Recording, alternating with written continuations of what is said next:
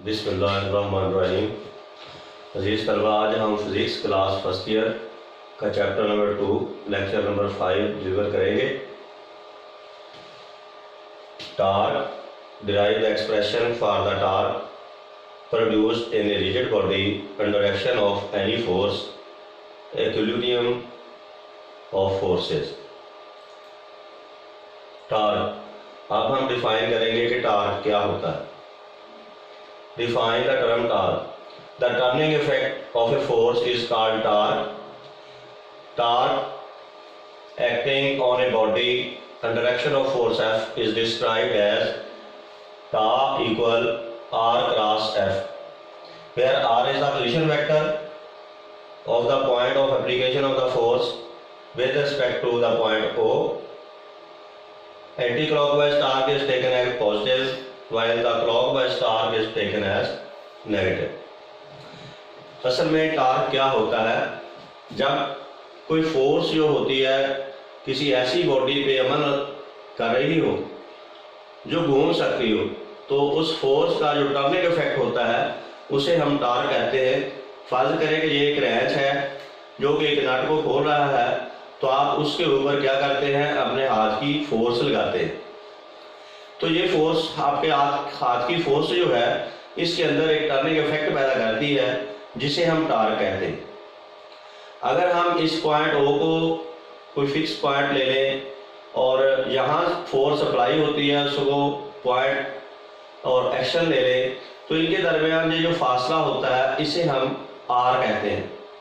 तो ये जो फोर्स अप्लाई होती है हम उस आर का और इसका वेक्टर प्रोडक्ट ले लेते हैं, तो ये टर्निंग इफेक्ट टार्क के इक्वल आ जाता है।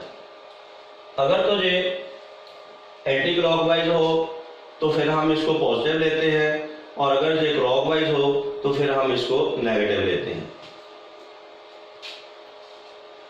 Derive the expression for torque produced in a rigid body under action of any force. Rigid body, अगर कोई रिजिड बॉडी आपके पास हो, उसके ऊपर कोई फोर्स अप्लाई हो रही हो, तो उसके ऊपर जो टार्क इफेक्ट कर रहा होता है अब हम वो निकालना चाहते हैं। Let the force F act on A rigid body at point O। ये कोई रिजिड बॉडी है, इसके पॉइंट O पे कोई फोर्स F जो है पॉइंट P के ऊपर असरअंदाज हो रही है। whose position vector relative to point pivot point O is R। तो O पॉइंट से इस पॉइंट P का यहाँ पे फोर्स अप्लाई हो रही है, पोजीशन वेक्टर जो है वो R है। We want to find out the expression torque about point O acting on rigid body due to force F। अब हम फोर्स F की वजह से जो इस रिजिड बॉडी के अंदर टर्निंग इफेक्ट पैदा हो रहा है असल में वो निकालना चाहते हैं। The force F make an angle theta with horizontal। ये जो फोर्स F है ये हॉरिजॉन्टल के साथ एक्स एक्सिस के साथ ये एंगल थीटा बना रही है। Therefore it can be resolved into rectangular components। जैसा कि पहले टॉपिक में हमने इसको इसके रेक्टेंगुलर कंपोनेंट में रिजॉल्व किया था इस फोर्स को। तो इस फोर्स का ये जो एक्स एक्सिस के लॉन्ग कंपोनेंट है इसको हम एफ कॉस थीटा कहते हैं, और जो वाई एक्सिस के लॉन्ग जो कंपोनेंट है इसको हम एफ साइन थीटा कहते हैं। अब ये दोनों कंपोनेंट जो है पॉइंट पी के ऊपर असरअंदाज हो रहे हैं, लेकिन ये जो एफ कॉस थीटा है इसके लॉन्ग क्योंकि हरकत नहीं हो रही तो ये तो इफेक्ट नहीं कर रहा। तो एफ साइन थीटा जो है असल में ये टर्निंग इफेक्ट पैदा करता है। तो फोर्स का वो कंपोनेंट जो बॉडी के अंदर टर्निंग इफेक्ट पैदा करता है हम उसको और इस पोजीशन वेक्टर आर का हम वेक्टर प्रोडक्ट लेंगे जो कि हमारे पास यानी टार्क के इक्वल आ जाएगा। फर्ज करें कि ये टार्क को हम टा से ज़ाहिर करते हैं equal force multiply by moment of arm. तो फोर्स जो एप्लीकेबल हो रही थी यानी इस फोर्स का वो कंपोनेंट जो असल में इस बॉडी के अंदर टर्निंग इफेक्ट पैदा कर रहा है वो है एफ साइन थीटा। तो एफ साइन थीटा और साथ में पोजीशन वेक्टर परपेंडिकुलर डिस्टेंस इस फोर्स के दरमियान, और ये जो परपेंडिकुलर डिस्टेंस है इसको हम आर से डिनोट करते हैं, तो इसको हमने मल्टीप्लाई किया। तो टा equal F equal R F sine theta. तो अगर हम वेक्टर फॉर्म में ले लें तो इसके ऊपर हमने इसको हम ऐसे लिख सकते हैं टा इक्वल आर क्रॉस एफ। क्योंकि ये आर एफ साइन थीटा क्या, ये असल में आर क्रॉस एफ का वेक्टर प्रोडक्ट है जो कल आपको पढ़ाया गया था। This is the required expression of torque, और यही हम निकालना चाहते थे। Can a body rotate about its centre of gravity under action of its wait? क्या कोई बॉडी अपने वेट से सेंटर ऑफ ग्रेविटी के गिर्द घूम सकती है? नहीं। No, a body can not rotate about the centre of gravity under action of its weight. कोई भी बॉडी अपने वेट के तहत सेंटर ऑफ ग्रेविटी के ऊपर नहीं घूम सकती। The whole weight of the body act on the centre of gravity, क्योंकि सारे का सारा वेट जो है किसी बॉडी का वो उसके सेंटर ऑफ ग्रेविटी में से पास कर जाता है। Therefore, the perpendicular distance between the line of action of the weight and axis of rotation called moment arm is zero। होता असल में क्या है कि मोमेंट ऑफ आर्म जो है वो जीरो हो जाता है, क्योंकि फोर्स तो अप्लाई वेट उसका होता ही है, लेकिन ये जो मोमेंट ऑफ आर्म है वो उसके सेंटर ऑफ ग्रेविटी में से गुजर जाता है। तो वहां वही पॉइंट आप ले रहे हैं, तो उस पॉइंट के दरमियान और सेंटर ऑफ ग्रेविटी वो एक ही पॉइंट का नाम है। तो मोमेंट ऑफ आर्म जीरो हो जाने की वजह से torque equal force multiply by moment of arm, अगर हम इसकी वैल्यू जीरो पुट कर देंगे तो इसका मतलब है कि टर्निंग इफेक्ट जो है वो जीरो हो जाएगा। मतलब ये है कि बॉडी का वेट जो है वो उसके सेंटर ऑफ ग्रेविटी से में से पास हो जाता है, और जिस तरह मोमेंट ऑफ आर्म जीरो होने की वजह से टार्क पैदा नहीं होता। So the torque due to weight will be zero because the moment of arm is zero. Hence, a body cannot rotate about center of gravity under action of its force। its weight, यानी अपने wait की वजह से body जो है वो centre of gravity के गिर्द घूम नहीं सकती, क्योंकि वो टर्निंग इफेक्ट पैदा ही नहीं कर सकता। Equilibrium of forces। Define term equilibrium। Write down different type of equilibrium। Equilibrium से क्या मुराद है, इसकी मुख्तलिफ किस्में जो हैं वो बयान करें। A body set to be in a state of equilibrium if it is rest are moving with uniform velocity. There are two type of equilibrium. Static equilibrium, if a body is at rest it is set to be in static equilibrium. Dynamic equilibrium, if the body is moving with uniform velocity then it is set to be in dynamic equilibrium. Equilibrium तवाज़ुन को कहते हैं। अगर कोई body जो है rest की हालत में हो तो हम उसको कहते हैं कि ये स्टैटिक इक्विलिब्रियम में है, और इसी तरह अगर कोई बॉडी यूनिफॉर्म वेलोसिटी से चल रही हो तो हम कहते हैं कि बॉडी जो है वो डायनामिक इक्विलिब्रियम में है, यानी उसके अंदर एक्सेलरेशन नहीं है। Write down different condition of equilibrium. अब ये है कि हम देखेंगे कि एक बॉडी तवाज़ुन की हालत में किन शराइत के तहत होता है। तो हमारे साथ दो शर्तें हैं। फर्स्ट कंडीशन ऑफ इक्विलिब्रियम, जिसे हम कहते हैं there are two condition of equilibrium, यानी किसी बॉडी को तवाज़ुन की हालत में आने के लिए दो शर्तों का पूरा होना बहुत ज़रूरी है। तो उसमें से फर्स्ट कंडीशन ऑफ इक्विलिब्रियम ये है कि vector sum of all the forces acting on any object must be zero, mathematically sigma F equal zero. पहली कंडीशन ये है कि तमाम फोर्सेज का वेक्टर सम जो है, जितनी भी फोर्सेज बॉडी के ऊपर अप्लाई हो रही हैं उनका वेक्टर सम जीरो होना चाहिए।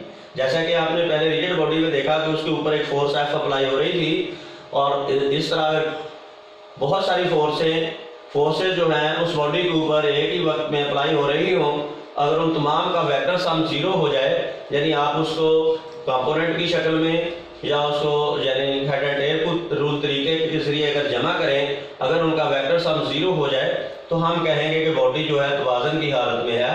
ये उसकी पहली शर्त है।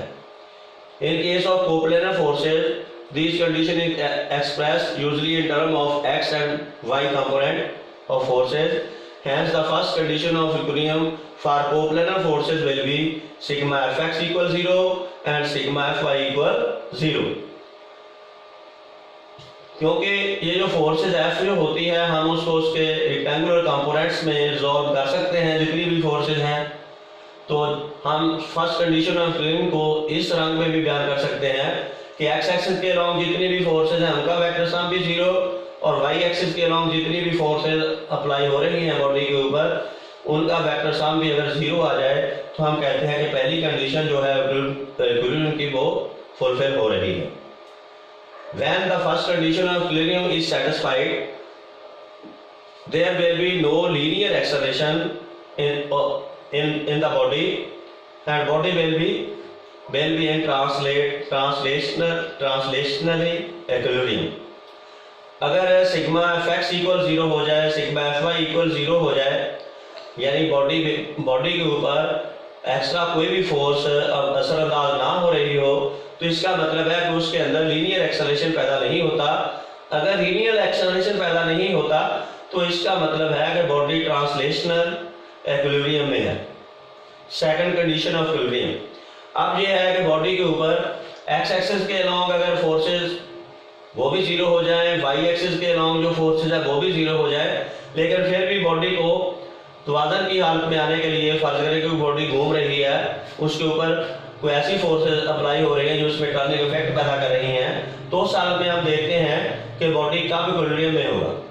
The vector sum of all the torque acting on any object must be 0, mathematically sigma tar equal 0।